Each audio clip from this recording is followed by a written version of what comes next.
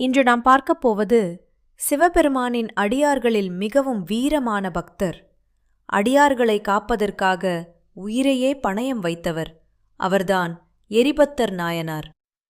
ஒரு பக்தன் மீது நடந்த அநியாயம், ஒரு யானை, ஒரு அரசன், அதன் பிறகு நடந்த அதிசயம், இவை அனைத்தும் நம்மை ஆச்சரியப்படுத்தும். இந்த வீடியோவை முழுவதும் பார்த்து முடித்தால் பக்தி என்றால் என்ன என்பதற்கான உண்மையான அர்த்தம் தெளிவாக புரியும். எரிபத்தர் நாயனார் கரூர் பகுதியில் பிறந்தார். சிறு வயதிலிருந்தே சிவபெருமானின் மீது மிகுந்த பக்தி கொண்டவர். அவர் தினமும் சிவனை நினைத்து வாழ்ந்தார். சிவாலயங்களுக்குச் சென்று வழிபட்டார். சிவபக்தர்களுக்கு சேவை செய்தார். அவருக்கு ஒரு உறுதி இருந்தது. சிவபெருமானின் அடியார்களுக்கு யாராவது தீங்கு செய்தால் அதை பொறுக்க மாட்டேன். அவரின் மனதிலிருந்த உண்மை, அடியார்களுக்கு சேவை செய்வதே சிவபெருமானை சேவிப்பதற்கு சமம். அவர் தைரியசாலி, அதே நேரத்தில் அன்பும் நிறைந்தவர். ஒரு நாள் ஒரு சிவபக்தர் அழகான பூமாலையை எடுத்துக்கொண்டு சிவபெருமானை வழிபடச் சென்றார். அந்த மலர்கள் சாதாரண மலர்கள் அல்ல, அவை அன்பின் சின்னம், பக்தியின் வெளிப்பாடு.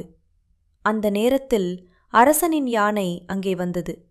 அது கட்டுப்பாட்டை இழந்து அந்த மலர்களை மிதித்து நாசம் செய்தது.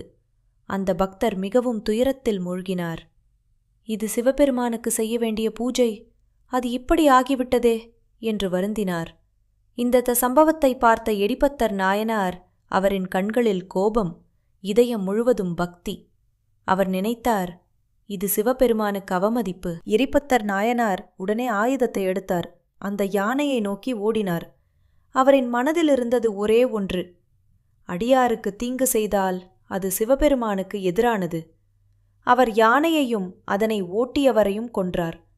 இந்த சம்பவம் அங்கிருந்த அனைவரையும் அதிர்ச்சியில் ஆழ்த்தியது. சிலர் கூறினர், இது தவறு. மற்றவர்கள் கூறினர், இது உண்மையான பக்தி. பின்னர் எரிபத்தர் நாயனார் தன் செயல்களை சிந்தித்தார். நான் ஒரு உயிரை கொன்றேன், இது தவறா என்று எண்ணினார். அவர் அரசனிடம் கூறினார், நான் தவறு செய்திருந்தால் என்னை தண்டியுங்கள். தன்னைத்தானே கொல்லத் தயாரானார். அவரின் உண்மை, தாழ்மை அரசனை மிகவும் பாதித்தது. அரசன் கூறினார், தவறு என்னிடமே உள்ளது, என் யானைதான் காரணம். இருவரும் தங்களையே குற்றம் சொன்னார்கள். அந்த நேரத்தில் சிவபெருமான் தோன்றினார். இருவரின் பக்தியையும் பார்த்து மகிழ்ந்தார். சிவபெருமான் இறந்த யானையை உயிர்ப்பித்தார். அதன் ஓட்டியவரையும் உயிர்ப்பித்தார். எரிபத்தர் நாயனாரை ஆசீர்வதித்தார். அந்த தருணம் தெய்வீக அதிசயமாக மாறியது. இந்த கதை சொல்லும் உண்மை, பக்தி என்பது வெறும் வழிபாடு அல்ல, அது அன்பு, தியாகம், பொறுப்பு, அடியார்களை மதிப்பது, சிவனை மதிப்பதற்கு சமம். எரிபத்தர் நாயனார் போல நல்ல மனத்துடன் உண்மையான பக்தியுடன் வாழ்வது மிக முக்கியம். உண்மையான பக்தி என்பது வார்த்தைகளில் அல்ல, செயல்களில் தெரியும். இறைவனை நேசிப்பது மட்டுமல்ல, அவன் அடியார்களையும் காப்பது கடமை. பக்தி உள்ளவருக்கு அச்சம் இருக்காது. தைரியமும் பக்தியும் சேர்ந்தால் அதிசயம் நடக்கும். கோபம் இருந்தாலும் அது நீதிக்காக இருக்க வேண்டும். தாழ்மை இல்லாத பக்தி முழுமையானது அல்ல. தன் தவறை உணர்ந்து ஒப்புக்கொள்வதே உண்மையான பெரிய மனசு. பிறருக்காக வாழ்பவனே உண்மையான பக்தன்.